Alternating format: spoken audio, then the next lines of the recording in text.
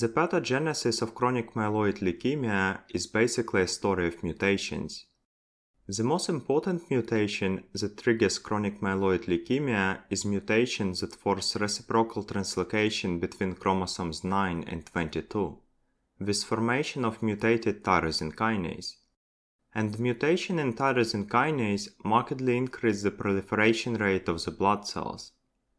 Recall that we have a chromosome 9, and on chromosome 9 located ABL1 gene that encodes a specific enzyme called tyrosine kinase.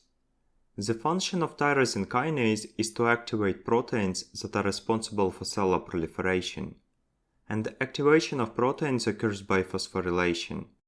Important that tyrosine kinase mostly regulates the proliferation rate of granulocytes, which are neutrophils, basophils, and eosinophils.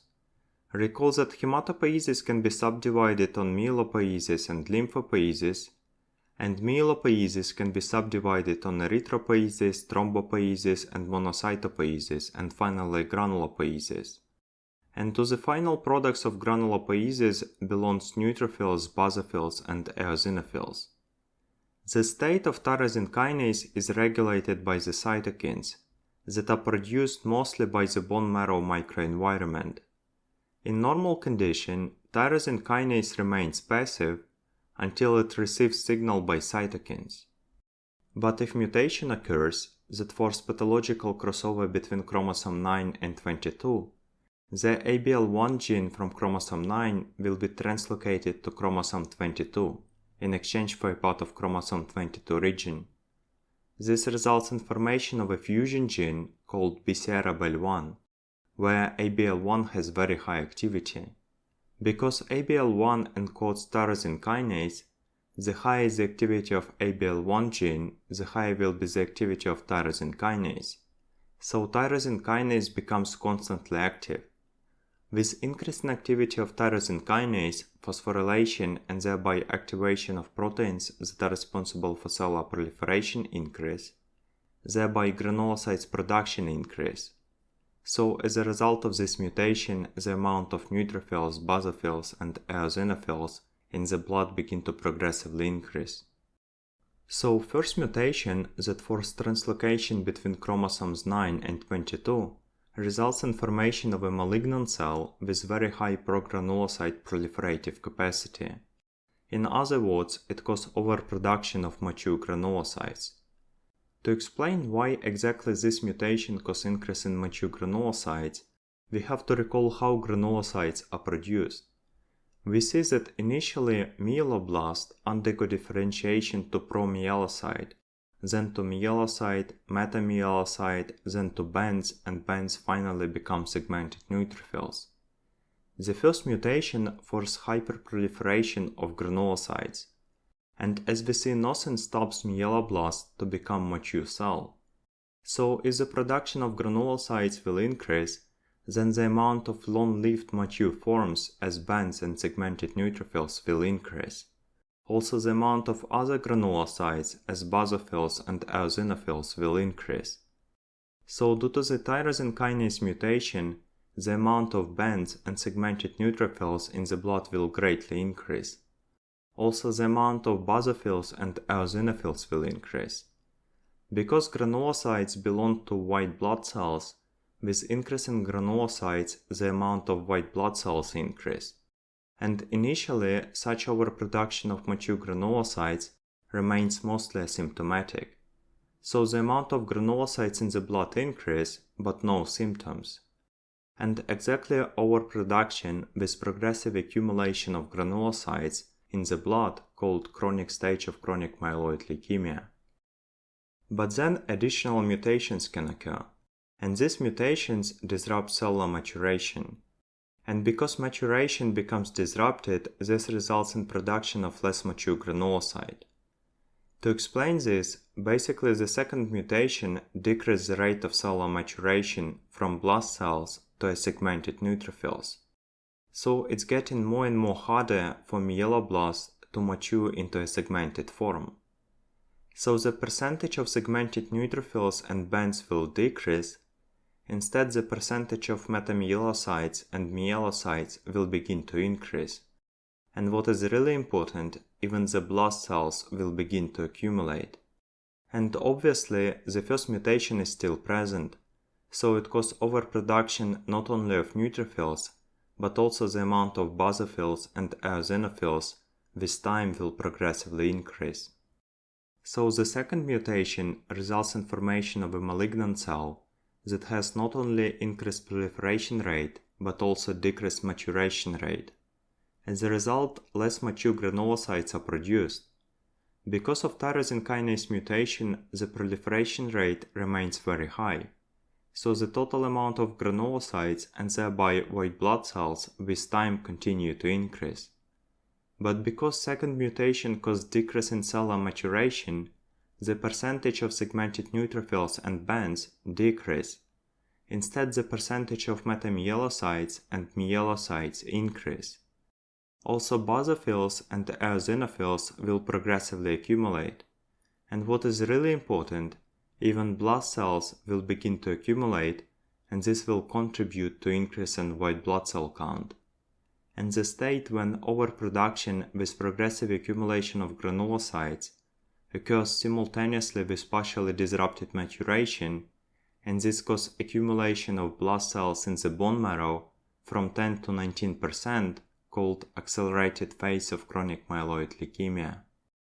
The problem with blast cells in the bone marrow is that they are very large cells that take a lot of space and crowd out all other cells. We can imagine bone marrow as a space that is fully packed with cells. So in normal condition, bone marrow is 100% packed with cells in normal proportions. And in normal condition, myeloblasts take up 2% from all space of the bone marrow. So other 98% of the space is taken by all other cells, as lymphoid cells, erythroid cells, and thromboid cells. But now with mutation that disrupts maturation, the amount of blast cells increase and becomes 15%, for example. And because bone marrow is already fully packed, so no vacant space here, with increase in blasts, the space for all other cells decrease. So blast cells basically crowd out normal cells from the bone marrow. And increase in very large blast cells force all other cells to leave bone marrow, thereby it decreases the amount of lymphoid cells, erythroid cells, and cells from thrombocyte lineage. And very important here is that the higher becomes the number of blast cells, the lesser space is left for normal cells. So the higher will be the amount of normal cells that are forced to leave. It's a very high yield principle because it's a major principle also in pathogenesis of acute leukemias. So with increasing amount of blast cells, the amount of erythroblasts decrease, and thereby the production of red blood cells will decrease. Decrease in amount of red blood cells will cause decrease in concentration of hemoglobin, and decrease in blood hemoglobin we call anemia. Also, decrease in amount of megakaryocytes will cause decrease in megakaryocytes, and with decrease in megakaryocytes, the production of platelets will decrease, and decrease in platelets we call thrombocytopenia. With increase in myeloblasts, the amount of lymphoblasts decrease, and thereby the production of T and B lymphocytes decrease. Moreover, lymphoblasts and B lymphocytes are forced to leave the bone marrow. From the bone marrow, in search for a shelter, lymphoblasts and B lymphocytes come back to places that were once the site of hematopoiesis before the bone marrow. Initially it's spleen, so a lot of lymphoblasts and B lymphocytes migrate to a spleen, and with increasing amount of cells in the splenic tissue, the size of the spleen increase, and enlargement of the spleen called splenomegaly. And if spleen is fully filled with cells, then lymphoblasts and B lymphocytes are going into another previous place of hematopoiesis, which is liver. And now they will progressively accumulate also in the liver tissue, so the size of the liver will increase, and enlargement of the liver tissue we call hepatomegaly. So with increase in blood cells, the amount of lymphocytes decrease, so lymphopenia develops. And also blood cells crowd out lymphoid cells from the bone marrow, and lymphoblasts and lymphocytes initially migrate to the splenic tissue, that results in splenomegaly, and after they also migrate to the liver tissue, and this results in hepatomegaly. And with time, additional mutations that disrupt maturation can occur. So now maturation process will be going even slower. As we see, if maturation will occur more slower, now the amount of segmented forms and bands will be low. The amount of metamyelocytes and myelocytes will increase, and what is far more important, the amount of blasts will progressively increase. So the third mutation causes production of immature granulocytes. Due to the tyrosine kinase mutation, the amount of white blood cells will progressively increase. But because two mutations that disrupt maturation are present, the amount of myelocytes and metamyelocytes will increase. Also, the amount of basophils and eosinophils will increase due to the hyperproliferation. But the most important feature is that the amount of blasts will progressively increase, and the state when there is more than 20% of blasts in the bone marrow, called acute leukemia. The transformation of chronic myeloid leukemia into acute leukemia, called blast crisis, and it's the final stage in progression of chronic myeloid leukemia. Increase in blood cells will contribute to increase in total white blood cell count. And obviously, the higher the amount of blood cells, the lesser space is left for normal cells. So the amount of erythroid cells will decrease even further, the amount of thromboid cells will decrease more significantly, also the amount of lymphoid cells will decrease. With increase in blasts, more lymphoid cells are forced to go into the spleen, so the size of the splenic tissue will increase. And also they migrate to the liver tissue, thereby the size of the liver tissue will increase.